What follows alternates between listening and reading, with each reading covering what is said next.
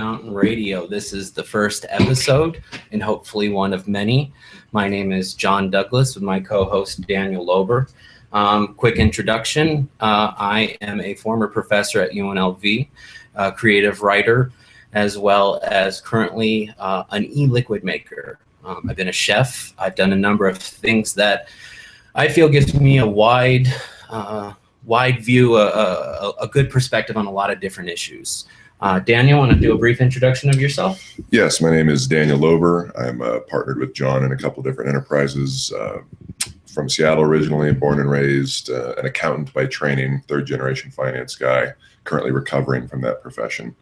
And I've got a print shop, a graphic design firm, a couple of film production companies, e-liquid company with John, and a few other things that we have going. So, yeah, just wanted to given the opportunity by Mr. Rolando, have a radio show named after Black Mountain Radio in Fallout, because we are huge nerds. So happy to be here, and especially happy to have as our first guest, Mr. Tre Yoder of Vegas Bindery. Thanks for coming down, Tre. Why don't you tell people who and what you are? Oh, thank you so much, Dan. My name is Tre Yoder, as you said. I am the owner-operator of Vegas Bindery. We're basically a book binding and leather studio based out of Las Vegas, Nevada. We do lots of different things. Been around since 2012 and just enjoy making everything we can. I can personally testify that Tre's work is phenomenal. He's made wraps for the mods used in vaping. He makes books. He makes briefcases. He makes battle armor for wolves, literally. I don't think there's anything the man could not do with a piece of leather and some cutting instruments. So you forgot chessboards. And chessboards, I forgot about that. So make sure and check out vegasbindery.com. He's always open to do custom work, and it's pretty much the best leather work I've ever seen. So. And he promised to make battle armor for my 95-pound Husky Lab hybrid. So it will happen. As soon as that's done, we can start doing some battles in the park. Absolutely. So real quickly, I want to go ahead and introduce the show and the topic. What we want to accomplish with this show is to look at the issues that are affecting us as Americans, as global citizens, as young professionals, as people of both Las Vegas and Nevada, and really look at how we live in just an amazing and evolving landscape, given social media, the internet, laws constantly evolving and changing, a unbelievably volatile political landscape, and a media landscape that is shifting constantly. So what we hope to accomplish in this show, and hopefully our listeners can give us some feedback over the course of the run of what we're doing, is looking at the issues that affect us between politics, religion, culture, pop culture.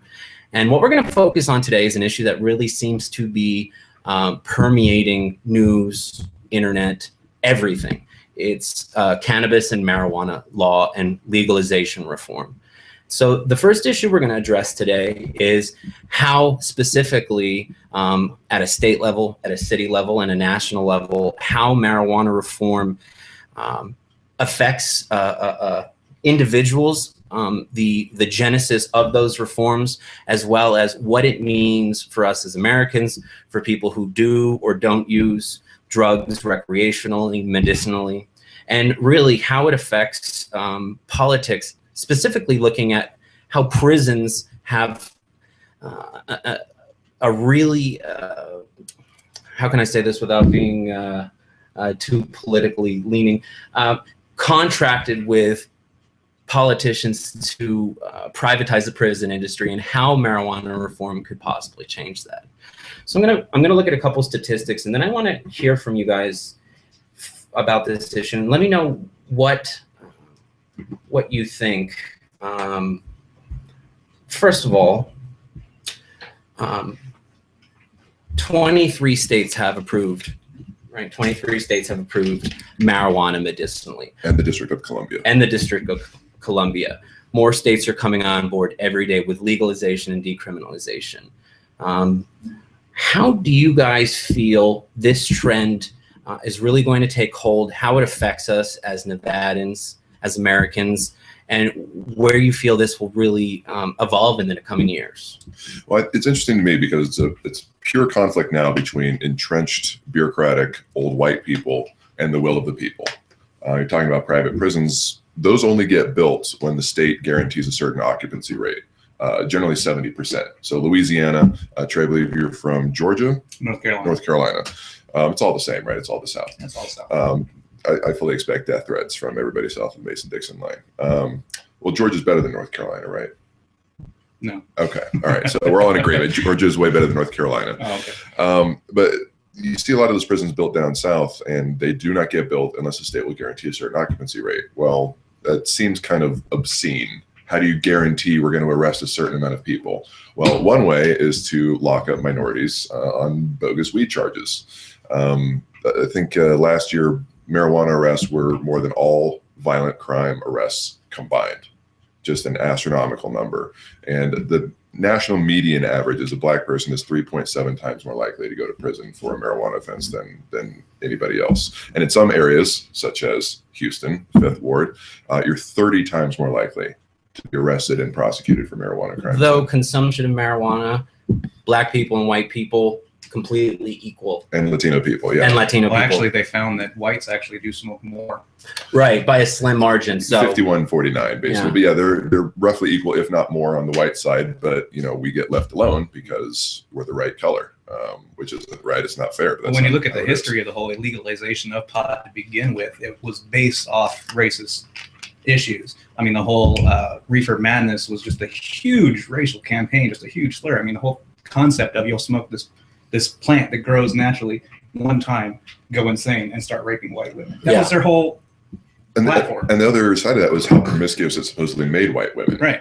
So it kind of ties into that religious conservative, like we got to keep the sex under lock and key, we got to keep the women under lock and key, we got to keep the minorities under lock and key, because if we let people vote and own land and have sex with who they want, our grip on the hegemony of this country will crumble, I guess. I've never been quite sure what the rationale is. Right. That was 1930s rationale. That's what it is. Yeah, well, it's kind of funny. Like as much as this country has changed in the last 50 years, I mean, the cycle of social change seems to be accelerating more and more quickly. And you think about it, 50 years ago, black people couldn't vote. Right. How fast gay rights has progressed, how fast civil rights have progressed, and now how fast cannabis reform is changing. I've always maintained, dating back to my mediocre stand-up career, that the problem is old white people. Well, that demographic dies off daily. And not saying that everybody should look like grandma and grandpa to not be here anymore, but the crappy ones who have entrenched these policies over decades are diminishing by the day. Whereas my generation, our generation, the generation after us are the first couple, I think, that have been raised with, by and large, no hate or prejudice, just kind of the Martin Luther King ideal: judge people by the content of their character, not the color of their skin, or their sexual orientation, or their gender, or political leanings, or anything like that. We all have friends who are conservative, who have different religious beliefs, who are different genders, sometimes transgender.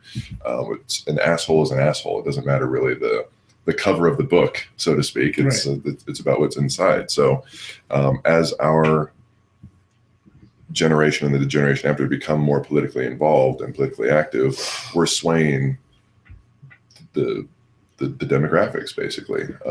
To go along with that, I think there is a generational difference too about the views of alcohol. If you look at views of alcohol in the boomers, for instance, alcohol is considered a safe drug. They don't even consider it a drug. It's a substance, whereas marijuana is that demon weed. Class 1 drug. Exactly. Since next to heroin. Cocaine. Right. Since the inception of the DEA, marijuana has been scheduled as class 1, which disallows it from any sort of medical research, which now is finally starting to be done. And I want to talk about that in a minute. But what I want to look at is that changing views of alcohol. And I have a couple statistics that I think are really important to look at. Real quick, I believe cocaine is not a Schedule 1 drug. It is believed to have some medicinal value. Whereas, it used to be prescribed for hysteria. It used to be in Coca-Cola back in the day. So yeah, it's actually not rated as dangerous as marijuana. Okay. It can cure shitty dancing. I'm sorry, Rick James is way more scary than exactly. So Keith Richards is totally fine, but Bob Marley is a danger to society. Exactly. So right. So again, looking at alcohol, just a couple facts to look at with alcohol. One, and this is from the Pew Research Organization. Many people have died from alcohol use. No one has died from marijuana use. People die from alcohol overdoses. there has never been a fatal marijuana overdose. The health-related costs associated with alcohol use far exceed those of marijuana, and I can go on and on. And one thing that is really interesting is not only do 53% of Americans believe that marijuana should be legalized, but 69% of Americans believe that alcohol is a far worse drug than marijuana. Do you think that's culturally a generational difference? Do you think young people are bringing in that belief now? Well, I think a large part of it has to do with the rise of the internet and the wide dissemination of information. I mean, 10 years ago is that classic documentary, The Union, which really kind of aggregated and collated all of the misinformation about cannabis. Snopes effect. Yeah, exactly. Well, and it's still kind of funny though. It's I forget who said it, but everybody's fine with the status quo until the status quo touches them. Yeah. We were talking to a buddy of ours the other day. Regular middle class white dude got raided like he was a kiddie pornographer a few years ago because he had some medicinal plants in his house. Flashbanged his dog, tear gassed his wife, seized all of his shit, tried to throw him in jail, and people who knew him and had known him his entire life are like, well, you must have done something. I mean, if they come to you, there's this perception that you must have done something to deserve it. The police aren't ever wrong. It's almost, well, I don't want to draw this correlation, but like how in terms of cases of sexual assault, they tend to blame the victim. Oh, you must have done something to bring it on yourself. You were dressed provocatively. You did something like this. Doesn't just happen. Well, sometimes these things do happen. A lot of times, in both cases of sexual assault and bullshit cannabis prosecutions, these things are just brought to you. You were living your life, and now all of a sudden, you're face down on the ground with bad things being done to you, whether by the state or, in cases of violence against women, anyone essentially. There's no real restriction on people who force themselves on other people. And that's actually the beginning of another documentary, Culture High, which discusses the debate of decriminalization. That's the sequel to The Union. Right. The opening sequence in that is the St. Louis Police Department video footage of a raid on a house of someone who was suspected by their neighbors to have several plants of marijuana. It turned out to be untrue. He had a quarter ounce of weed, which is most states, if it's still criminal, is a misdemeanor or a third-degree felony. And they shot his dog. And that was one of, again, going back to the internet, maybe in a different facet, has publicized this in a way that has created outrage. So again, the internet has really brought another avenue for exposing the kind of hypocrisy and ludicrous nature of some of these hard-nosed police tactics. Well, and the big stalking horse for cannabis regulation and legalization has been medical. It's been around for about 20 years now in this country, and even old white people who are traditionally the demographic that's most conservative that vote for or voted in mandatory minimums back in the 80s and the good old Reagan years. That's been the group by and large that's been helped the most by medicinal cannabis the last 20 years. Glaucoma, diabetes, stroke, cancer. So many ailments that their symptoms are alleviated by cannabis use. And so, old Jim Johnson, class of 62, from Branson, Missouri, might be against cannabis, but he has a peer or a relative or a friend or a sibling or somebody who's been helped by medical cannabis. Oh, Ruth had glaucoma and all the pills were fucking her up and not really helping, but they got her on some medicinal cannabis and it's really improved the quality of her life. So I think that's also been a big part of the groundswell behind the changing public opinion. Us young, dirty liberal hippies just want our cannabis, but people who have seen up close and personal how it can actually help people, that changes your opinion like nothing else. You can see Reefer Madness and believe it or not believe it, but when you know somebody whose life has been irrevocably changed for the better by cannabis, that makes much more of a difference than any kind of political polemic or rhetoric or anything like that. So, and the internet's been huge for disseminating that kind of information. So, while we're, and again, it's talking about the will of the people against entrenched political and financial interests. I always used to laugh when growing up as a kid, the old DARE messages that we were bombarded with. If you go back and look at those old ads, are always paid for and presented by alcohol and tobacco companies. So of course you don't want, somebody who can just grow a plant competing with your very, big industry of alcohol and tobacco. alcohol and financial services and private prisons are some of the biggest lobbying interests in this country. So you donate to both parties equally, and you just try to keep cannabis at bay for as long as possible. So Big pharma. Yeah, absolutely. Pharmaceutical industry is one of the biggest donors in this country to political parties, and they're the ones that have the most to lose, realistically. Absolutely, and you can't patent a plant, right? You can be like the U.S. government, be the height of hypocrisy, try to patent a few different strains, but it reminds me of that old Mahatma Gandhi saying, talking about why nonviolent resistance is good if you can stand getting pistol whipped long enough. First they ignore you, then they laugh at you, then they fight you, then you win. So we're currently in the winning stage, where battles are still being fought, but I mean, you have people who have been in prison for life who are having their sentences commuted. Nonviolent drug offenders are having their sentences commuted. They try to get people to plea out to drug deals now because they know if they go in front of a jury, it's going to be very hard to get anybody to be like, yeah, let's put this person in jail for having a plant.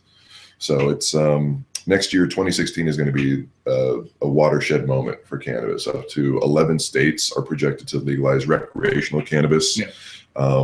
And on the medical side, Alabama, Texas, and Georgia actually just passed recreational marijuana. Alabama and Texas, their state Senate Judiciary Committees just allowed a medical cannabis bill to go to the floor. It'll probably die a miserable death, but I don't think anybody projected, as deep red as those states tend to be, anytime soon they were going to have medical cannabis, and they're already allowing bills to go through. So, and that really speaks to the political will that's going on at a state level. If you look at this from the perspective of a states' rights issue, this is really one of the largest, if not the largest, current civil rights issue in terms of the arrests to minorities, the unfair application of drug laws that skew towards minorities. But if you look at this from a states' right issue, do you feel that the federal government is going to impinge or prevent this kind of grassroots state level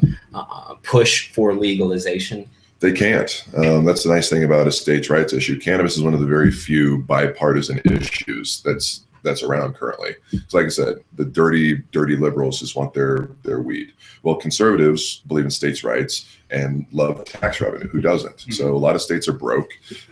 Legalizing and taxing cannabis is a great way to drive tax revenue, and it should be up to the individual states. There's this great book called After Legalization, like the future of cannabis regulation. I believe, I'm probably not remember the entire title correctly, but it projects the landscape after cannabis has been federally decriminalized. They predicted like 2022. It's going to be a lot like alcohol, where it's up to the individual state whether they want to allow it or not. We still have dry counties in America. We had that hilarious example of like the Jack Daniels, like main distillery is in a dry county, so you cannot buy any Jack Daniels from the Jack Daniels Corporation at their main distillery. You got to drive like 20 miles outside of town. But I believe that's how it should be. You see it in Washington and Colorado already, where there's some municipalities that don't want it in their city or their region. Fine, as long as they make that decision, it's not made for them. They make that decision with alcohol. You should be able to make that decision with a plant. And as long as the state, a huge portion of the state budget isn't going towards locking up these people. Yeah, John and I were talking about that offline a little bit, where I think 50% of all violent crimes last year went unsolved. And when you have more people being locked up for marijuana than all violent crimes combined, you kind of go, if only they had more resources that could be allocated towards prosecuting and solving violent crimes. Right. It's such a tremendous drain on human capital, on the treasury of this country, and just the misery and suffering it's caused greatly outweigh the quote unquote, for just the listeners, misery and suffering that cannabis has ever caused anyone. Well, one of the things that we discussed and really infuriates me, and a lot of people correctly so, is in 1963 there was a 95% clearance rate for homicides across the country in the United States. 10 years after that, after the inception of the DEA, after vice departments, which went after drug, prostitution, those kind of level of crimes, 10 years after that, the clearance rate had gone down to 86%. And there's a direct inverse corollary between the number of marijuana and general drug arrests and the number of drug arrests, or the number of arrests for violent crimes like rape and murder. As the drug arrests go up, murder and rape convictions and arrests go down. Speaking of which, I don't know if the sirens are coming through. We've got some lovely sirens here in the Vegas Valley. They might be coming for us. So, luckily we're white, so we'll probably get off. Yeah. But, not a guarantee. Right. It's a buddy of mine who got pretty hammered over a cannabis bust. Was like, it gave me a brief inkling of what it must be like to be black on a regular basis. He's like, this is just an isolated incident. But he's like, man, it really made me feel like I was a second-class citizen. Yeah. Like, why am I being targeted for something that's not hurt anybody, for something that I need for a condition? He's a combat veteran. He's got some combat injuries and some post-traumatic stress. And I'm just trying to improve the quality of my life. And I'm being treated like, in some cases, worse than people who commit violent crimes. And that's something I think you may have mentioned or touched upon that. But coming up, again from Evergreen, that documentary, one of the participants said, how could it be wrong? How can it be illegal if something is helping me, helping the quality of my health, the quality of the health of my loved ones, is helping them live their lives on a daily basis? How can it be okay for you to take that away from me or to deny me access to that? I mean, I think that's just the definition of cruelty, is taking away access to something that is helping someone improve the quality of their life. Not to go too far into like the prison planet mindset. I think it was based off an old Bill Hicks routine. But first, you create a culture of fear. You get people scared, and you say, "How do you alleviate that fear?" You buy shit. So it's like this nice cycle of like the news propagates fear, the media propagates fear. The media is paid for advertising, is paid for by advertising, and so okay, well, like, the world is spinning out of control, and like there's rape and death and murder on every corner. And the way to feel better about that is watch American Idol and buy a new fucking phone every 6 months. Well, Mark Maron said it in his podcast. I believe it was the episode with Jeff Garland. He said capitalism thrives on fear. Yeah. Figuring out what your fear is and how to exploit it. Don't feel good about yourself? Buy this makeup. Buy this new car. And that really is truly so rife in capitalism right now, is preying on people's weaknesses and fears. And if you watch the news, you would think we live in the age of Attila the Hun, based on how much the negative stuff is focused on. But we live statistically in the least violent time in human history. And you think, well, there's no way that's true. Well, people forget life used to be a lot shorter, a lot more brutish, a lot more violent. Basically, every city and nation state lived in a constant state of conflict with its neighbor, or the person across the river, or the person across the country, or the person in the next country. So that with the advances in medical technology and the decrease in constant conflict, we obviously still perpetrate war ourselves as a country on a daily basis, and it still happens around the world. Not to say there's no violence, but it's less per capita than ever. But if you watch the news, you would think it was the exact opposite. Yeah. So it's pretty fucked up, man. But luckily, again, with the dissemination of information, with 3 morons able to sit around microphones and then just have their own radio show, we don't ask for anybody's permission. We don't need anybody's dispensation to do it. You can just do it. With that kind of information out there freely flowing, I think that, combined with again, medical cannabis helping old people and a variety of factors, it's by far the biggest reason that the information is more widely disseminated, because there's a way to disseminate it. You don't need to wait for William Randolph Hearst to publish a yellow editorial about how the darkies are coming for women's. You can find out your own. You can find out the truth on your own. And the biggest issue when you have a cacophony of voices, which is what we have now.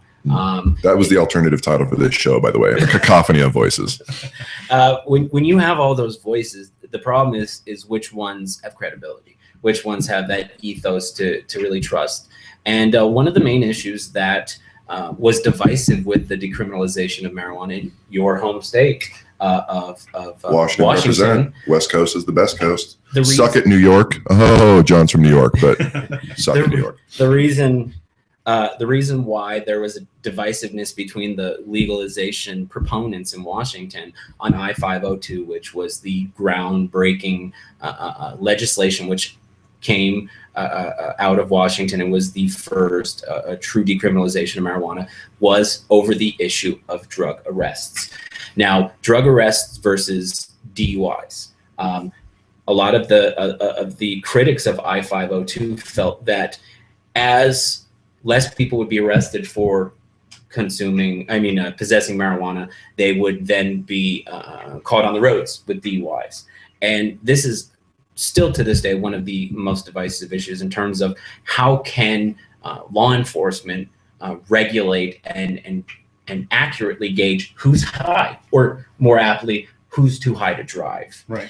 Yeah, they have a per se standard in place. Well, and talking about the I-502 bill first, they actually had, you have to do budgetary impact when you're going to pass any piece of legislation like that. And right. So they had, or fiscal impact rather. And so they had projections in there saying we will arrest people for DUI at X amount. That will provide X amount of revenue to the Treasury. And so people were like, well, what the fuck, man? Like, how are you going to legalize this and immediately start busting people for using it? So that was why a lot of pro-cannabis people were against that bill passing. Now, that has not materialized. They have not set up, checkpoints to trying to get people for weed, and people have wisely learned to keep their mouths shut. If you get pulled over, your medical cannabis patient, you have recreational cannabis, do not volunteer that information. You are guaranteed a trip in the back of a squad car.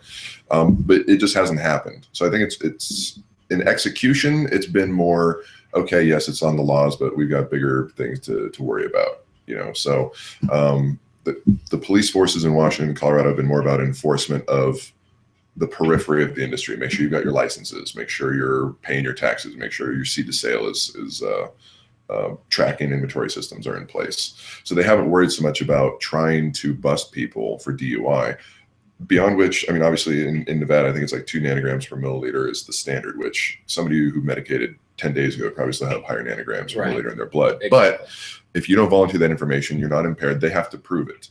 And if they want to really put their muscle behind it and prosecute, well, good luck getting a jury to convict. They just got a guy off last week or earlier this week who had, I think, like 20 or 30 pounds of marijuana in his house a few years ago. But that guy has like every health condition under the sun. There still are no dispensaries open in Nevada yet. They're going to be opening here probably in July, and then later on throughout the summer and fall. And he was the laws saying how much you were allowed to have in his case were not clear. So, they asked him like why he had all these guns and cash in his house. Well, why do you have $23,000 in cash and like 15 guns? Okay, that doesn't look good on paper. However, in reality, it was a Civil War gun collection his grandfather left to him. So that he's probably not going to be taking over the local chapter of the Barrio Kings with his flintlocks. Right. Give me like 45 minutes to load all these bad boys, and then you're fucking dead, let me tell you. Like, that's probably not going to happen. Dude's 63 years old. He weighs like... If he can hit him. Yeah. Maybe a barrel rifling that way. And if the black powder gun doesn't blow up in his hand, and the guy, he weighs 50 pounds soaking wet. Like, he's not a danger to anyone. And they'd spent all this time and money prosecuting him. And the $23,000, I think, was like one of his IRAs he'd cashed out in order to like buy a boat or something. And he could prove this stuff. And so they tried to throw this stuff at him. He was prepared. Then the jury acquitted him. I think the entire deliberation time was an hour, and that included the half hour for lunch. And that's going to be one of the biggest things that's really going to hurt the state come legalization. It's not necessarily the money they're going to lose from the prison industry, because they'll just make it up. The private prison industry, they're already hedging their bets. They're focusing on immigration. They're going to cover that loss. But it's really the search and seizure money that they're going to lose. That's where most of it comes from. Their budget is coming up short for the month. Well, let's do a quick bust, and we'll take all that money, the cars, the guns, we'll sell it. We're good. We're back in the black. That's right. It's one of my favorite things. Well, least favorite things about all of this. My favorite things to talk about is the asset forfeiture, because there is no standard of proof required to forfeit your assets. If they suspect you of either acquiring the money or using the money in an ongoing criminal enterprise, that shit is gone forever. You do not get it back. There's no procedure to file to get it back. It's just gone. So it's one of those things like in litigation, there's an anti-slap provision, which basically says you are allowed to just argue, listen, they're filing this lawsuit against me just to make me go through the expense and time of mounting a legal defense. It's basically to protect somebody with like $50 from being, tortured in the legal system by somebody who's got way more money. There is no provision like that when it comes to your assets. So if the police don't like you, they can just come, sprinkle a little crack on you, bust you, take your shit, and whether you get off or not, you're never getting that stuff back. Yeah. And it's been, I think John Oliver on Last Week Tonight did a great in-depth segment on that. It's billions of dollars a year.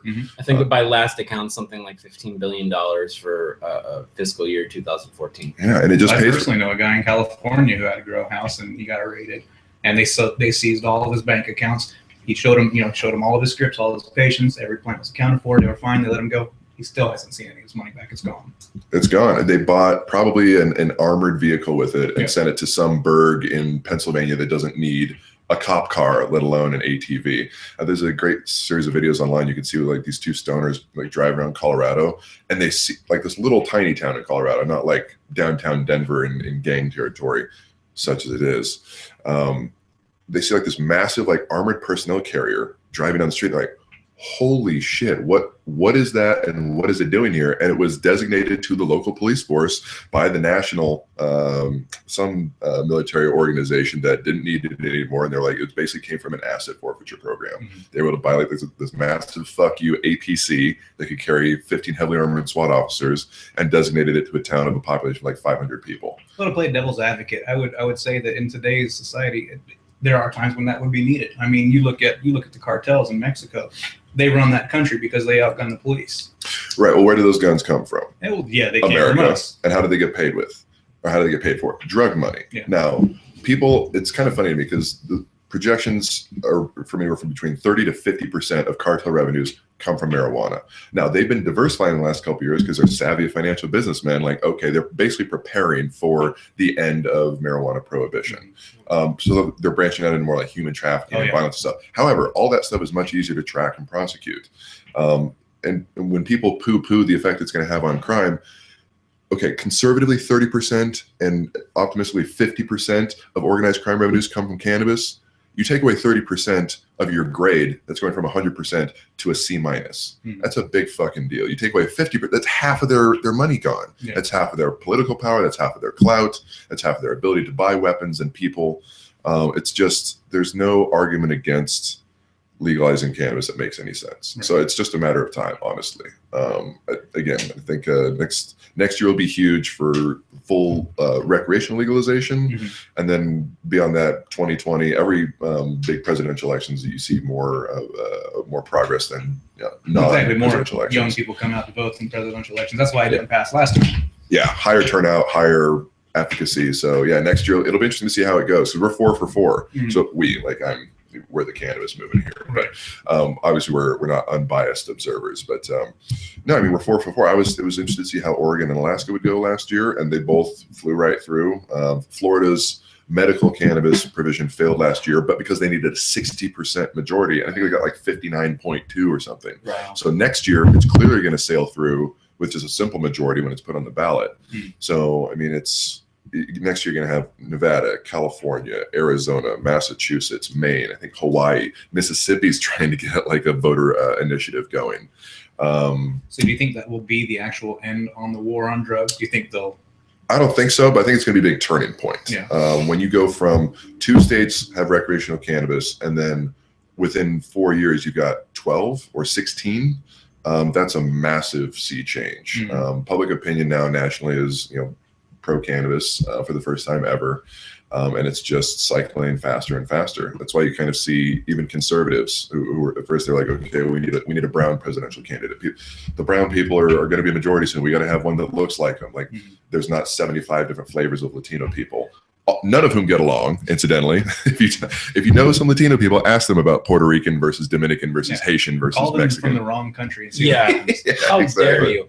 Exactly. Yeah, I spent some time in Ecuador a couple years ago, and it gets messy. But and I love the statistic or the name of the statistic.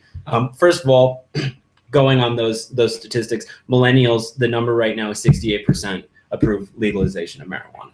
Amongst boomers, which again represent this large financial interest for most corporations and consumer interests, represent right around the median, 51%. And then the silent generation, the 70 to 87-year-olds, that has gone from 8% to 29% approval for legalization of marijuana. In what time frame? From 1969 to 2015, it's gone from, and it started at 15% in the 90s and late 80s in the Reagan administration era. The say no to drugs dropped to 8%, and now is at 29%. So you've got across the board, you've got spikes in approval for marijuana. I mean, it's whether people smoke or not is an irrelevant issue. For years, that was the dirty hippie liberal pot smokers want to get their drugs. And that's the point that I don't want to miss, is there has never been a time, coming from someone who got a PhD in drug use in my life, there has never been a time once whether it was marijuana or heroin, where if I wanted that drug, I couldn't get it within an hour. Yeah. Not a single time. We'll go ask any high school kid what's easier to get, a bag of weed or a case of beer? Right. Weed every time. Every time. Because alcohol, they card you. They have to because they have a It's license. regulated. Right. Drug dealers don't check your license. It's Right. not in their interest to check your license. And guess what they're going to upsell you on? Yeah, it just, every argument against cannabis, the opposite tends to be true. Well, what about the kids? Well, it's harder to get if it's legal.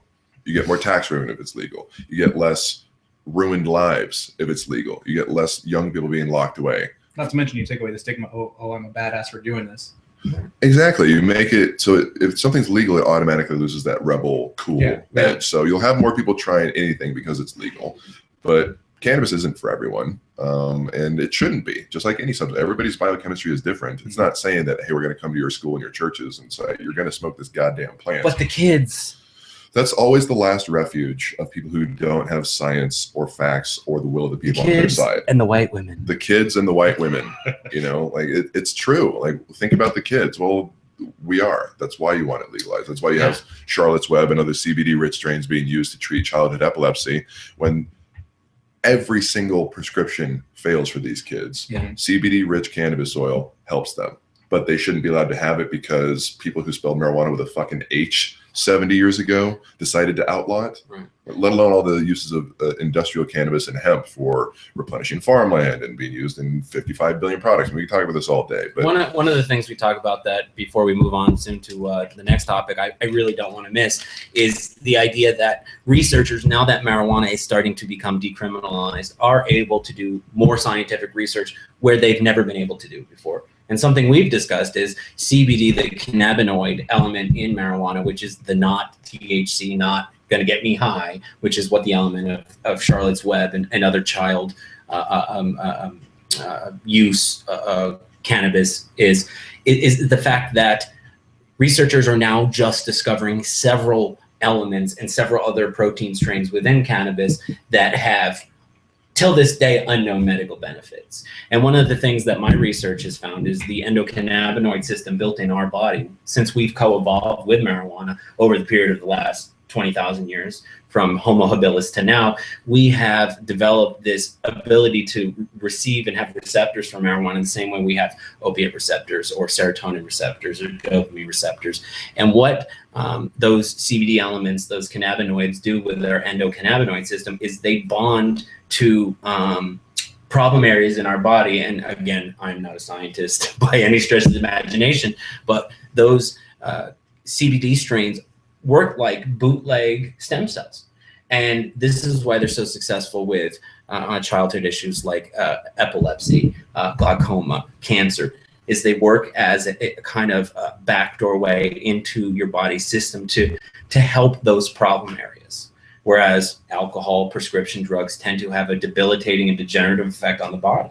Marijuana at that time builds up and adds a kind of salubrious element to what we're doing. Yeah, man. And so much of this industry is entrepreneur and individual based. It is kind of a tragedy that for 40 years we've ruined black and brown lives, and now white men are going to get rich off the system. But we don't make the rules; we just benefit from them. Yeah. Apologies to all my black and brown brethren out there. But so much of this industry is driven by the individual, the entrepreneur, the artisan, if you will. And kind of want to switch up the order of our topics. Yeah, we get Trey some shine. And what I'm really interested in today's culture is it's easier to get your brand out there regardless of what you do than it ever has been before in history. Oh, yeah. At the same time, because every dipshit with a modem can now get their brand out there, it makes it a little bit more difficult to stand out amongst the crowd. So with the rise of things like Pinterest and Etsy and Amazon, eBay, and the new artisan, people who make something themselves, come up with an idea themselves, can sell it themselves. Trey, I wanted to ask you, because that's basically how you make your living. VegasBindery.com, go there. If you're just tuning in now, Trey's a master leather worker, I believe self-taught. You didn't go to... Oh, read books and stuff like that. Right, but yeah, so you're an autodidact, one of my favorite words. Sounds kind of masturbatory. I can teach myself stuff. Yeah, I read good. Your stuff is amazing, and so you just built it yourself. Like, I want to work with leather, I'm going to. Here's a website, here's my brand, here's some stuff that I made. What are the challenges and the joys of being in that entrepreneurial genre in the 21st century? How does the internet make your life easier? How does social media make it easier or harder? Like, just tell us a little bit about your experience. Well, it's a double-edged sword, really. I mean, the internet, it is a great tool if you know how to use it. My problem is I'm a much better leather worker than I am an internet guy, so I struggle on that forefront, unfortunately. And it is exactly as you said, it get you out there. You know, instead of being an audience of just a few people, if you're doing it locally, you know, you're able to sell to the entire world. But again, you got to understand that, and it takes a lot of time to do that. So it's really a balancing act of, am I going to make stuff today, or am I going to spend all day scrolling through Facebook and learning all these different things going on, what my competition's doing, things like that. It's a whole nother job and just adds a whole nother layer to it. But overall, I would say it's probably a benefit. I mean, ultimately, just being able to sell to everybody. Well, what would your venues be? Let's say that you didn't have an online presence, but you do, and you have an Instagram, Vegas Bindery. Mm-hmm. You have a Facebook site, Vegas Bindery. You have a website, vegasbindery.com. Right. If you didn't have those tools, how would you be selling your stuff otherwise? Now, that being said, you have a craft which has existed. The art of leatherworking has existed. And I want to know a little bit more because I believe it involves urine and brains. and brains. Yeah. So I want you to get a little bit into the process, if you could, of leatherworking, because I find that fascinating. I need to buy a belt. And, right. You know, I'm thinking about leather a lot. Well, what you're referring to. But how would you sell it prior to the internet era? Well, I mean, there's always the brick and mortar shop. You know, that was your go-to before you have your saddlery shops and things like that. But realistically, for an artist like myself, if the internet didn't exist, I'd be traveling around on art circuits. I'd be going to, you know, Art in the Park. I'd be going to Renaissance festivals and things like that. Anywhere where somebody's interested in that type of product. And then again, it's still the same thing, just more time that you're not spending in your studio making things. But as far as like what you're talking about with the brains and the urine, that's essentially the process of tanning. Okay. A lot of people don't know, if you ever smelt a leather hide, and you know, you get that nice leather smell that everybody just seems to love. What you don't realize is that smell comes from the brain tanning process. So what is the tanning process? You just pee on something and no. Put brains on it? Like it's a whole thing. You know, do you take your own pee, or I don't. Do you outsource the pee? I actually don't. Can I pee on your stuff to help you, Trey? Well, I'm German, so that's a great appeal to me. Yeah. Have you ever heard the saying, doesn't have a pot to piss in? Mm-hmm. Well, that's where that comes from. Back in the days, you know, what you would do is, if you didn't have enough money, you would save your urine, pee in a pot, and then if you needed some money, you'd go down and sell that to the tannery, your local leather tannery.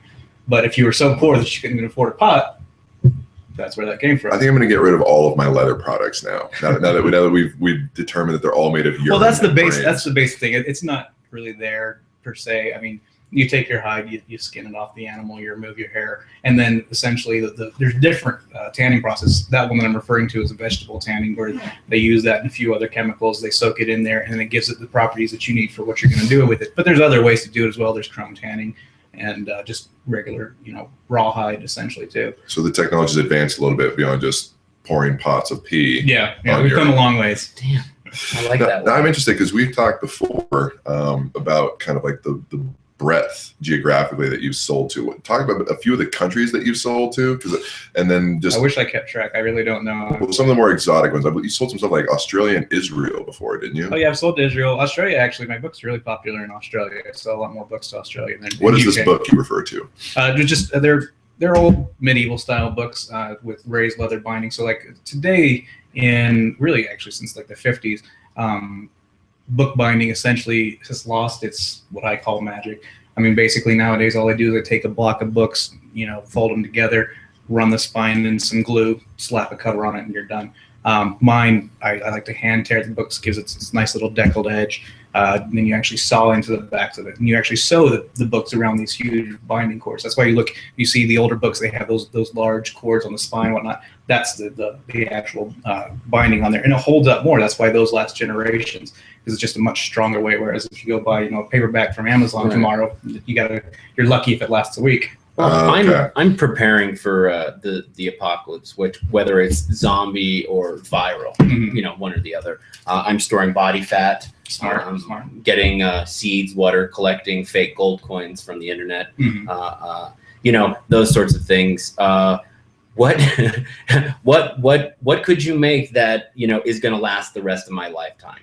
let's talk about the durability and the longevity of your products. Vegas Bindery, zombie-proof my life, I think is what that's the elevator pitch. Well, actually, you know, it's kind of funny that you mentioned that. What would be fun to do is actually make a whole suit of armor out of leather. Because, I mean, you can make armor out of leather, but what a lot of people don't know, a process called curie-boil, which is a French process of actually boiling the leather, it hardens it up immensely. So if you get some nice 12-ounce leather, which is about yay thick, it's thick stuff, and then you boil it, you can actually make it hard enough to be bulletproof. Wow. Yeah. For real? For real. Like what caliber?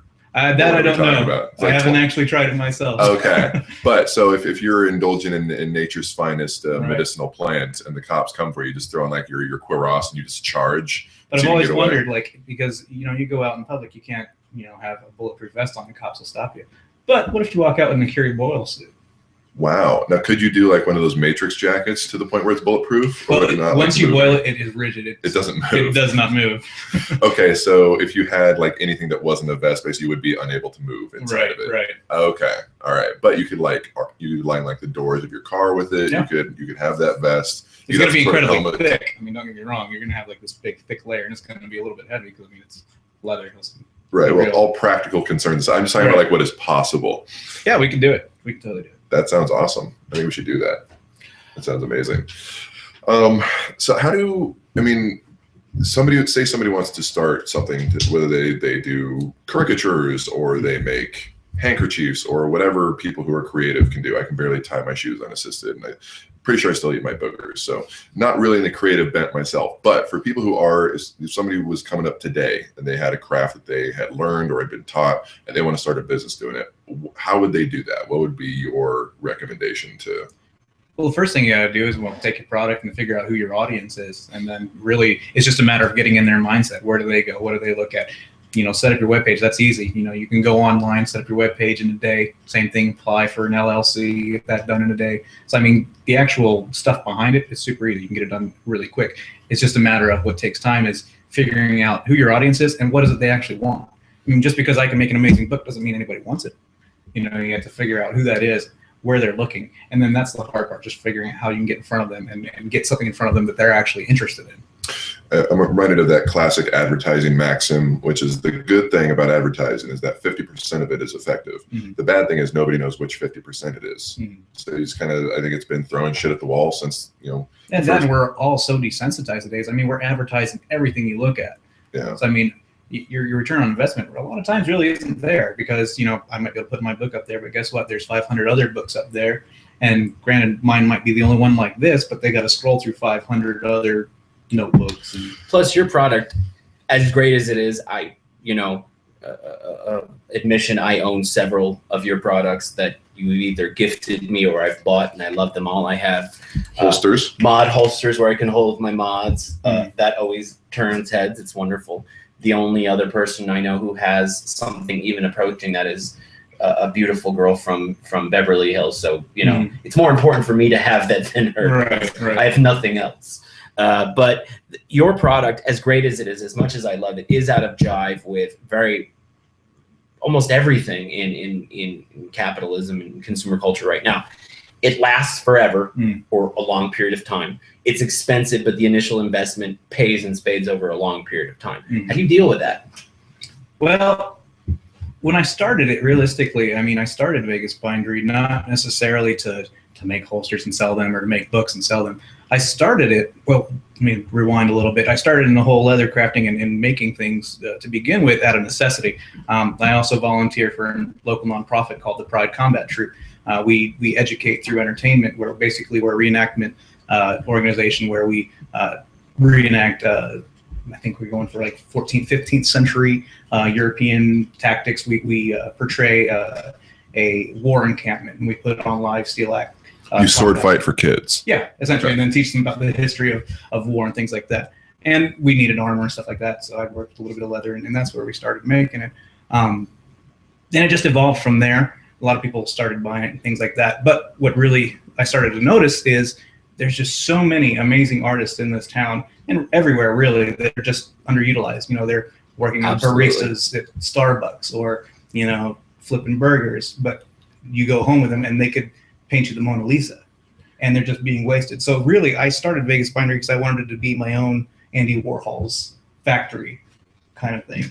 So for me, it's really about getting the art medieval out there. version of that. Yeah. It's whatever. I mean, medieval. Sir With Andy lots Warhol. of leather and spikes and Right. studs. But I mean, leather doesn't always have to be medieval. I mean, I've done anime ones where BDSM. Yeah, I mean, there's so many different applications, and really, it's just I'm trying to make an outlet for these artists just to be seen.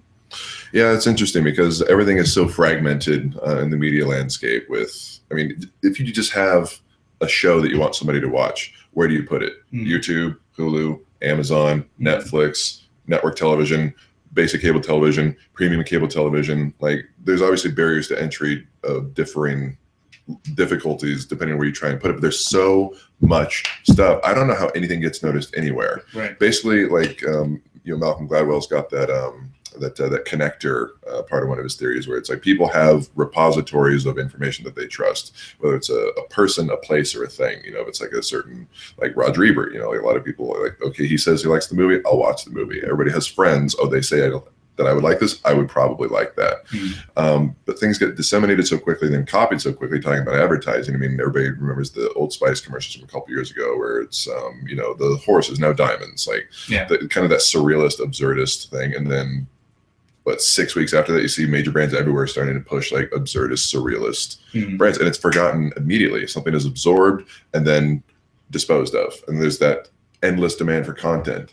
And so the tensions where it might take you a week to make a book or a briefcase or a set of armor or whatever. It takes you a week or a month to make it, and then somebody's like, okay, cool, bang, I see that picture, I like it on Instagram, what next? And you're like, what do you mean what next, bitch? It took me like a month to make that. Right. So how do you kind of like fulfill that endless voracious maw of social media and content? Like, how do you update people and keep people engaged with your brand? Well, that's the unfortunately the way of the world. It's not what have you done for me, it's what have you done lately.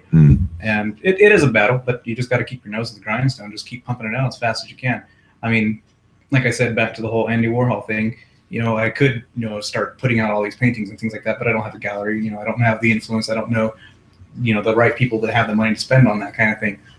But there's tons of industries where you can slap that art on other things, on useful items, like a guest book or a mod wrap, where you can still fulfill that artistic desire and need, but still provide something functional. That's where I've found works for me.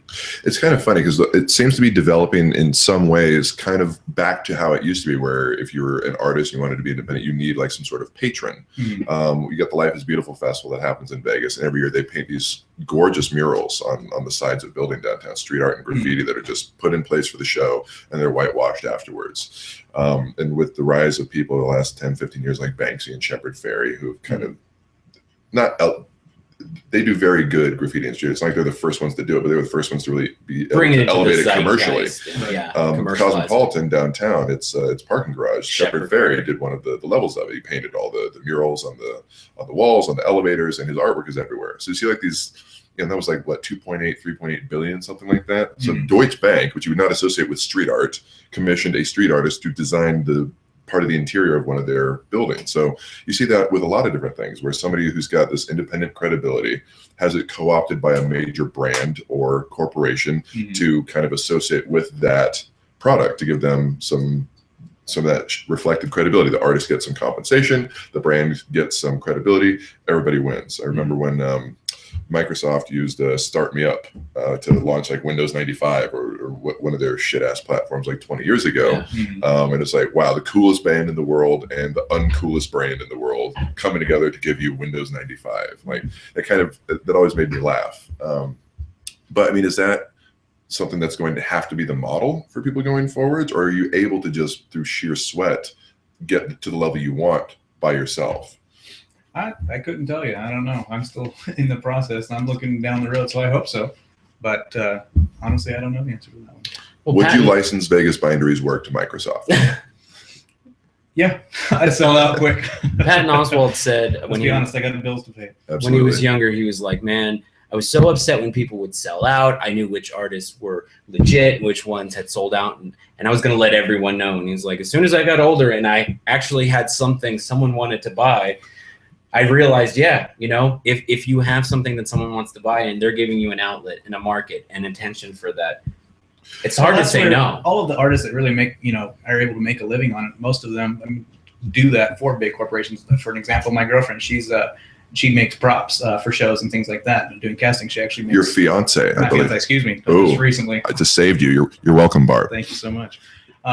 But yeah, she makes props for TV shows. They also do things for movies and stuff like that. But their main bread and butter is just supplying to big corporations here in town, making props for the casinos, for their displays and things like that. So really, yeah, to be successful, you got to have that big corporate backing, or you just have to be head and shoulders above everybody else and just being able to get your stuff out there and just strike that chord with everybody. Well, something that occurs to me is I read an article a while back and it was like, why don't people care about selling out anymore? And it's because basically the landscape has changed. With that democratization of the internet comes the democratization of art, and people not paying for music, and people not paying for movies, and people not paying for television shows. And it used to be such a high wall that art was kept behind. You could go to the museum, you could go to the movie, you could go to the Sam Goodies and pay $20 for a CD and hope that it was good, because the only way to hear music was to listen to the radio and hope that the song you liked came on. Then you had to buy the album and hope that it was good. So what soon as it was like, you don't have to anymore, people were like, well, hooray, I'm just going to chuck all that entirely. So it used to be, if you were lucky enough to make it through that system and become a popular recording artist, the compensation was so much higher just for album sales, that selling out was seen as like, well, you're already making millions of dollars off of your hundreds of thousands of album sales. Why do you need to do this additional corporatization of your art? Well, now I think people have been raised with, well, because I can just turn on my computer and access the sum total of human civilization for the last 2,000 years right there. It's expected to. Like, you need to get that movie drop for your song. You need to get that commercial spot. You need to get that Grey's Anatomy segment of your song played, or you're not going to make any money. Yeah. And what you're seeing is the boundaries to the mimetic. Like a meme, just like a gene, is survival of the strongest. And you've got art and cultural transmission of information is mimetic. So the things that are the best, the movies that are the best, the culture is the best, will live on and will grow and will thrive if those boundaries, like, the holders of the keys to the music and the movie industry, if those people are out of the equation, the best artist wins. And I think that's meritocratic, and that's the best part of it. It's kind of funny. People can pirate music and movies and TV shows from the jump, but you only get your goods pirated once you've made it to a certain level, and then people just make knockoffs. So Tre, as we wrap this up, basically you're trying to work hard enough to become successful enough that you then get undercut by Chinese orphans making knockoffs of. It'll be called Vegas Bindery, and it'll be sold in every bodega in Manhattan. So look for that soon, ladies and gentlemen. Bodegas in Manhattan, Vegas Bindery. In the meantime, buy all your stuff from Vegas Bindery. Make Tre very happy, and Tre, before we go, where can people access your products, your information? Well, there's always VegasBindery.com, but like you guys were saying, I'm on Instagram, Twitter, Facebook, just all Vegas Bindery. And of course, my phone number's on there. I'm always there available. What is your phone number? 702-290-4557. All right. For John, Daniel, Tre, and Rolando here at the first ever episode of Black Mountain Radio, thanks for tuning in, and we'll see you next week. Take care.